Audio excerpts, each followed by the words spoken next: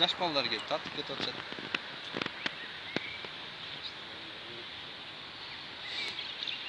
Канча сааттан бери турасыз бул жакта? Saat 12'de келгем. Ошондон бери биздин борборубуздун желеги илингенге чейин турайын деген ниетим бар буюрса. Бул иш менен ар бир кыргыздын жаңы муундун жүрөгүндөгү патриоттуулук, мекенчилдик сезимин кичинекей болсо да бир 1% болсо да кичине ойготом деген ниетим бар буюрса.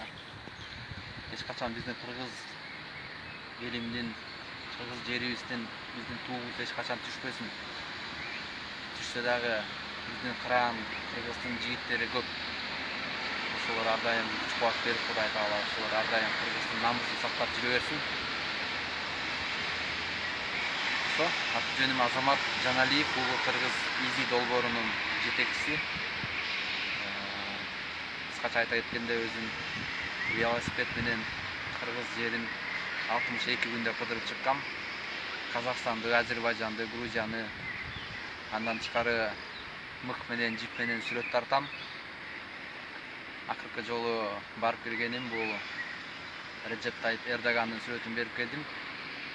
Ага чейинкилер Монголиянын президентине, Путинге, Рамзан Кадыровго, арабтын шейхлерине, анан азыркы тапта биздин жаңы президентибиз Сооронбай Шарипович Жээнбековдун сүрөтүн бүттүм.